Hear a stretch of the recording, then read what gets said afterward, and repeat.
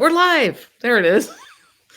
Hi there. It's Stacey and Mike. This is Extra Connection. Thanks for joining us. We're here Tuesdays and Thursdays from 10:30 for about 15, 20 minutes. And the whole goal is to have an extra connection with you outside of our radio show, which is 5 to 10 weekday mornings on K103. It's K103 Mornings with Stacey and Mike. Yeah, we did some research, found out people just 5 hours is not enough. They have to have more of us. They couldn't get enough of us. And so this is our gift to humanity by coming on Tuesdays and Thursdays. Right, Stacey? That is correct, Michael. Today we have a very special guest. She actually works here at iHeart, but I just started right when the pandemic hit, so I didn't get a chance to know her very well. But Stacey Lynn, you've been at K103 for many years, and you've known Madison Meyer for quite a while. I'm not sure what she does here, but she has some sort of a muckety-muck position here over on the other side of the building. And she's also doing something extraordinary, which is why we're having her on today. And we'll let Stacey explain in the introduction here. So Madison and I met up at a company get-together a couple weeks ago, and I was like, hey, what have you been doing? She's like, oh, I joined the National Women's Football team here in Oregon. I'm like, say, what did you just say? And we have a team here. This is the inaugural season. It's the Oregon Ravens, and Madison is the badass who said, okay, I'll play. It's Madison Meyer. Hi. Hello, Madison. Hi, how's it going? Good. So as I said before, I don't know you that well, but I'm very impressed with what I've heard so far. I remember when I played football in middle school and high school, there was a female that played on our football team, primarily against other men or against boys. And they made a big deal out of it. They wrote up a thing in the paper about it. It was like, oh my gosh, it's a girl playing football. Who would have thought of such a thing? Of course, that was many years ago. I think that we're seeing a lot of cultural change now, and we're seeing a lot of gender stereotypes get broken down, which is very healthy. A lot of racial stereotypes hopefully going away, people becoming more aware of what other people's experience is like. So for us to not know about this until just now is a crime. Like, how did we not know about this league? Crime! And congrats that you're on it. Now you do know. That's so good. Yeah. No, I was very much the same way, and I had only heard about it.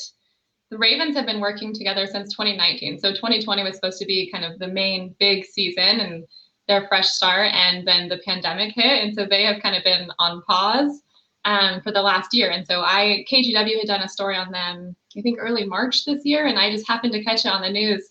And I'm watching thinking, man, this is amazing. How did I not know that this was a thing and this was happening? And at the very end, they said, hey, we're also looking for players if you think you might be interested or might be a fit. I know, Mike, you don't know me that well, but I might be the most competitive person that any of my friends know. And so it's like, I got to try out for the team. I have to see if I can do it.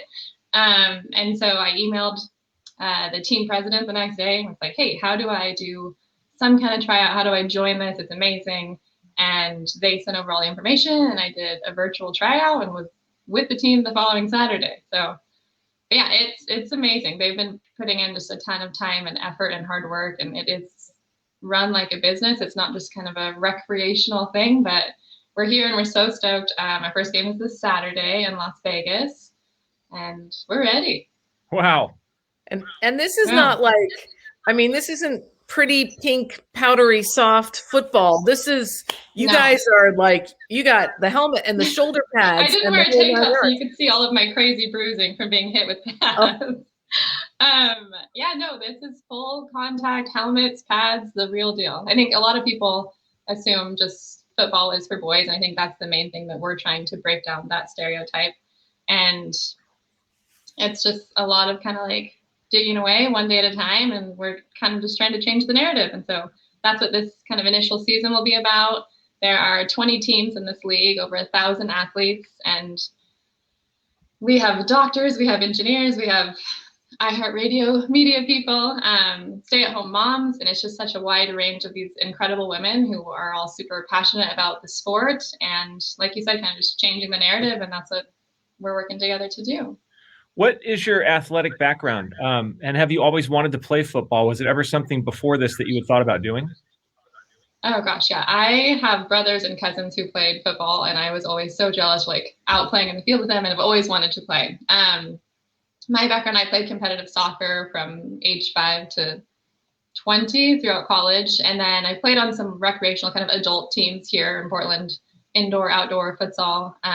And I just like that. I am someone who loves to compete and be a part of a team and something just bigger than me. And this was a much more intense version of that. But yeah, I've always been kind of a competitive person. So this was a perfect kind of arena for me to step into. So last season, you were saying that the Ravens started in 2019. Last year was supposed to be the inaugural season, but this technically is the inaugural season. This is it, yeah. So that's as much as I'm like an 8-week rookie on the team. They have rookies that have not yet ever played a full game. They've been like a year and a half in the making. Wow. And that is something I've learned just in getting to know these girls, the resiliency that they've had. They show up every day with the same just intense attitude and passion. And it's really, I have so much respect for the team and the coaches and the managers. And I can't say enough good things just about them and kind of the work that they're doing. I'm so kind of just super grateful to be a part of it now. Well, so what about your other life that you had before you suddenly found yourself doing this? I mean, how do you make all this? How do you make the travel and the practice and everything? And how do you make it all work? Yeah, I don't really know yet. So we're going to see this. We leave for our first game tomorrow. But yeah, I think, like I said, I played a bunch of sports and soccer leading up to the pandemic, and that kind of all went to pause. And I'm somebody who's super outgoing and wants to be around people. So I'm quick to just insert into this. So I'm excited. Yeah, it's a lot of traveling. So we have 6 games total, 3 are away, 3 are home. Yeah, I think we're all just learning as we go right now. Practices are anywhere from like 12 to 15 hours a week. So that has been a big shift for me. It's giving up night times and all day on Saturday.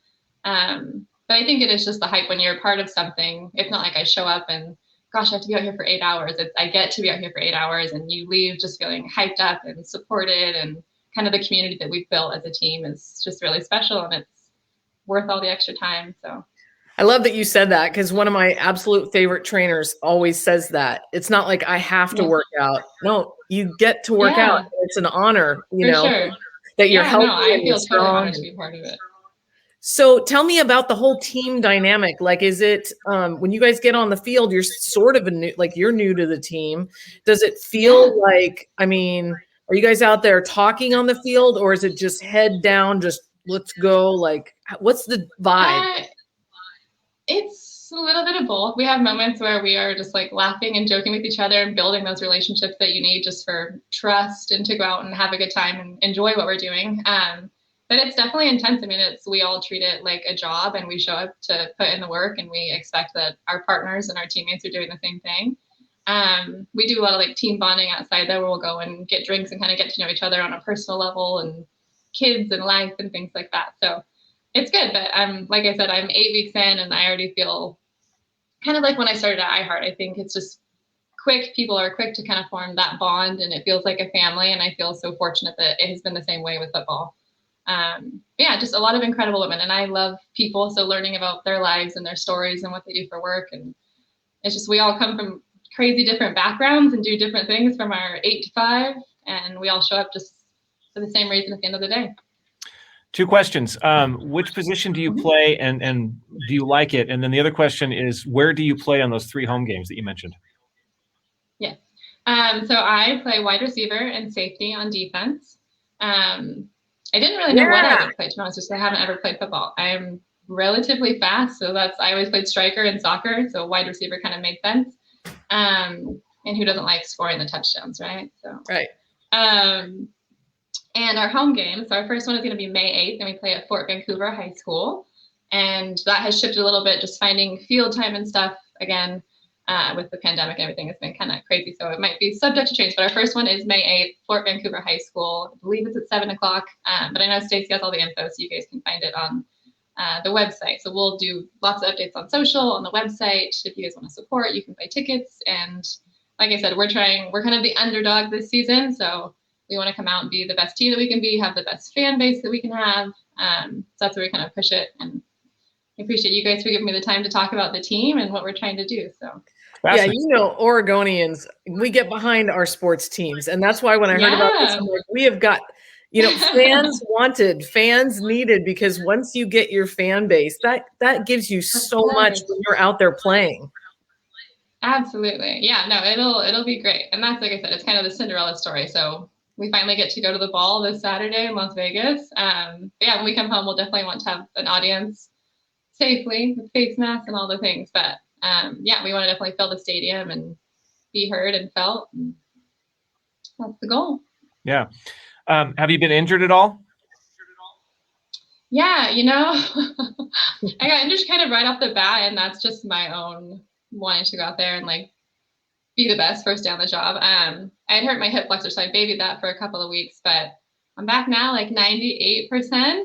So we'll push it. We'll see. But yeah, it's a much more intense level of sport. I mean, I haven't had anything similar to this since like a high school or a college year. So doing it as an adult and learning that my body is a little bit different, it doesn't bounce back quite as easy, but yeah, it's good. And we have trainers and people who are super intent on keeping us healthy and fit and doing things the right way and taking the time when you need the time. And yeah, they take very good care of us that way too.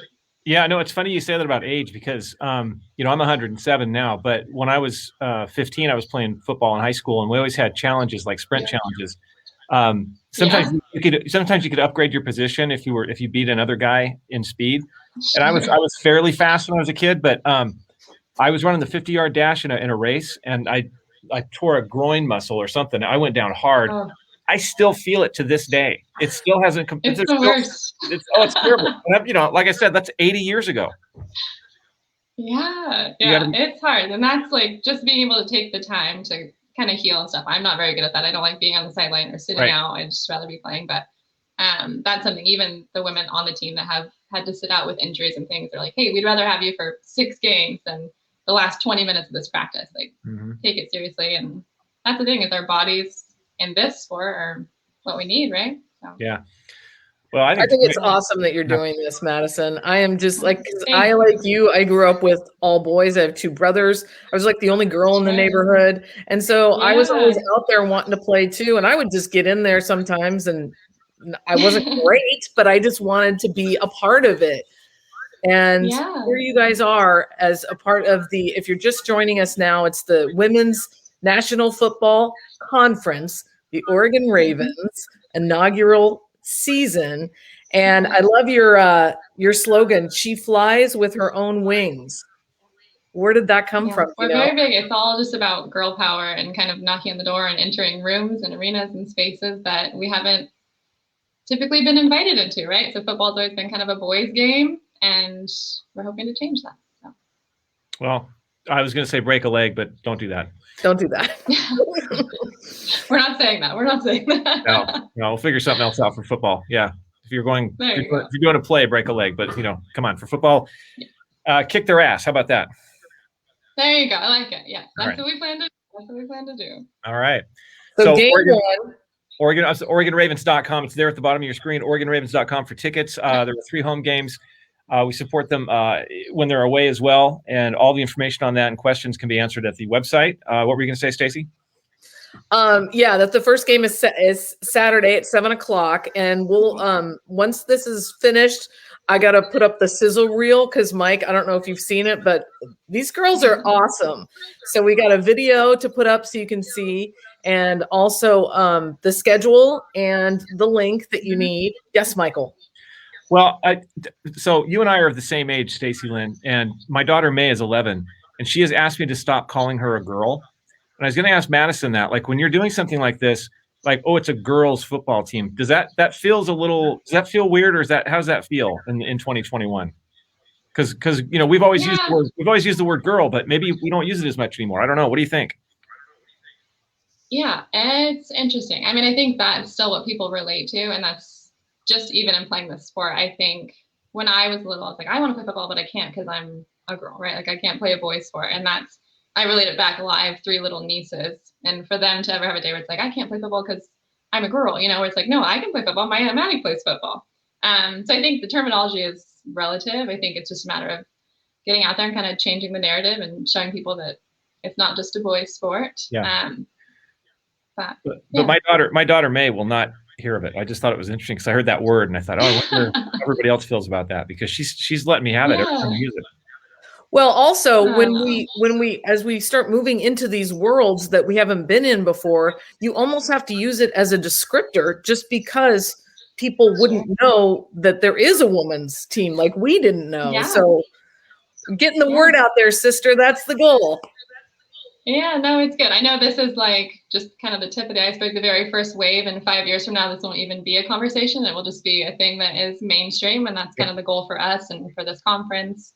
But yeah, I appreciate you guys just drawing attention to it. We're excited to grow our fan base and kick butt out there.